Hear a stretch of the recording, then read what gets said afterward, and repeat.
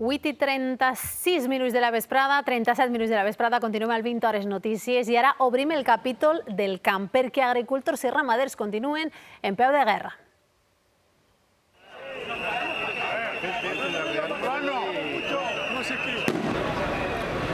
Avui s'han fet sentir a Toledo per a denunciar que els costos de producció que estan disparats des de fa anys els aboquen a una situació límit. Mentrestant, a la Moncloa, el titular d'Agricultura, Luis Planas, escenificava així com ara veuran que fa costat a la lluita dels treballadors del camp. Solucionar estos problemas, que lo decía antes, no serán de la noche a la mañana, pero que ciertamente van en una orientación que es la nuestra para el futuro de este país. Perdón, ministra portavoz, he sido un poco largo, pero incluso un poco emocionado, pero es mi tarea como ministro. Yo no soy el ministro del Ministerio de Agricultura, Pesca y Alimentación. Yo soy el ministro de los agricultores y ganaderos y por eso creo que mi tarea es defenderlos. Muchas gracias. Minuts abans, Planas havia desgranat tots els compromisos amb què arribarà a posar solució a això. Les associacions agràries mantenen tot i això les mobilitzacions anunciades la setmana que ve, així a València, demà mateix a Madrid, tot i la llista de mesures, de compromisos que ha relatat, com diem, avui el ministre després de la taula de diàleg encetada ahir. Matías, quins són aquests compromisos? El primer compromís és reformar enguany la llei de la cadena alimentària. Planas confia que l'avantprojecte arribi abans que acabi l'any al Congrés i contemple una de les reivindicacions més severes del sector agroalimentari, que els costos de producció no siguin superiors als preus del mercat. I en aquest punt hi ha un organisme que determinarà quins sectors es troben en la pitjor situació. Escoltem el ministre Planas. He dado instrucciones de que se reúna la próxima semana el Observatorio de la Cadena Alimentaria para hacer un examen pormenorizado en relación con la situación de los precios de la cadena sobre dos sectores que ya he mencionado anteriormente, que son, en mi opinión, los más sensibles en este momento: el sector del aceite de oliva y el sector de las frutas y hortalizas. Oli d'oliva i fruites i hortalisses. El govern vol donar un pes més significatiu a cada graó de la cadena. Segon punt, assegurances agràries. Les subvencions del Ministeri en els últims anys s'han congelat i ara es pretén augmentar la dotació per a les assegurances agràries en els pròxims pressupostos generals de l'Estat. D'altra banda, també el ministre ha parlat d'una modificació de la llei d'organitzacions interprofessionals. Una modificació per a millorar l'estructura vertical i horitzontal del sector i revisar la normativa perquè aquestes associacions tinguin un paper més actiu als mercats. Per últim, una altra reforma que fa referència a la PAC, a la política agrícola comuna.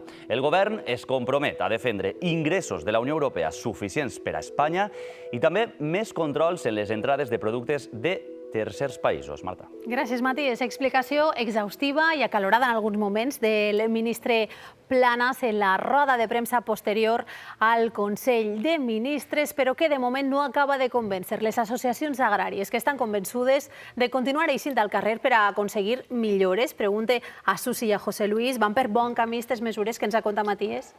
Bueno, jo crec que coincidís que en el ministre que no és una cosa que se puga solventar de la nit al matí. No és un tema d'arancels, no és un tema d'establiment de preus, com bé explicava. Estem en un lliure mercat. El que hem de ser és competitius i exposar-nos a aquest mercat competitiu amb les mateixes ferramentes que els altres. El que no es pot ser és que l'agricultura, i així a la Comunitat Valenciana entenem prou d'agricultura, que els costos de producció, com apuntava Matías, superen en moltes coses els preus i que vegem, és que vinguem de la Ribera, com hi ha camps de tarongers i quequissers que estan la fruita en terra perquè el cost de la recol·lecció és més elevat del preu de venda d'aquest producte.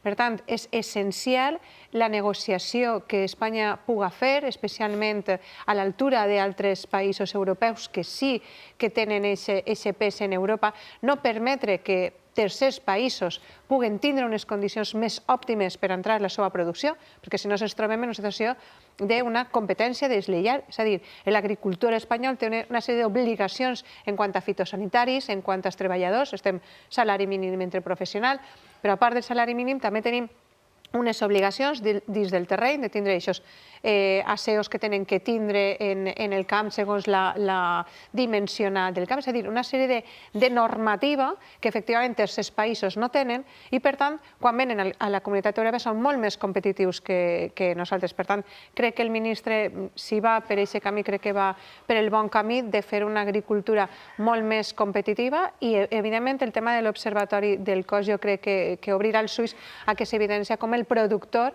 evidentment, té un cost massa elevat per a que després el que trau del seu producte. Ha anunciat diàleg també amb les grans empreses distribuïdores a Espanya. Recordem també increment de l'aportació pública a les assegurances agràries en aquests pressupostos generals que s'han d'aprovar. José Luis, ¿suficient? Vamos a ver, mientras el coste de producción de un agricultor no se ha compensado con un precio que le garantice la supervivencia de la explotación agraria y de la fabricación de sus productos, vamos mal. Y ahora mismo en España eso no pasa. Y aquí hemos tenido campañas y campañas y campañas de clementinas y en general de cítricos, donde el coste de producción de la clementina no ha tenido el precio que tocaba. Y se ha pagado malísimamente mal y se ha preferido muchas veces tirar la fruta a tierra antes que pasarla a vender porque encima pierde más dinero. Todo lo que dice el ministro está muy bien, pero los agricultores no le creen. Y no me extraña que no le crean porque son las palabras que han empleado casi todos los ministros de Agricultura de la democracia española. España no ha sabido en estos 40 años negociar con Europa casi nada para la agricultura española. Y lo hemos negociado bastante mal, porque ha habido otras compensaciones que han tenido esa prevalencia, tipo pesca o otro tipo de cultivos, y no algunos tan importantes como son frutas y hortalizas o como es el aceite de oliva. Claro que sí hay que incentivar la modernización y la competitividad del campo. Es verdad, ya vale de vender aceite a granel y que los italianos nos lo vendan a nosotros mismos a 10 veces más o 15 veces más del precio que nos pagan a nosotros. O lo mismo con la naranja o cualquier otro tipo de producto. I no sols Europa, vull dir que sempre centrem en Europa, però hi ha un mercat en Estats Units on Espanya té una sèrie d'arancels que altres països europeus, com pugui ser Grècia, han negociat i no els tenen. I per tant, jo crec que Espanya té una llavor molt gran de cara a altres països. Y hay una cosa fundamental. Molt breu, perquè anem a escoltar una altra vez. La dictadura de los grandes supermercados o de los grandes distribuidores y tal. Contra eso un gobierno no puede luchar, hay que luchar de otra forma, desde Europa. Mesa de diàleg escoltada a la taula del Vitores Notícies. Hem escoltat també la veu de Planas.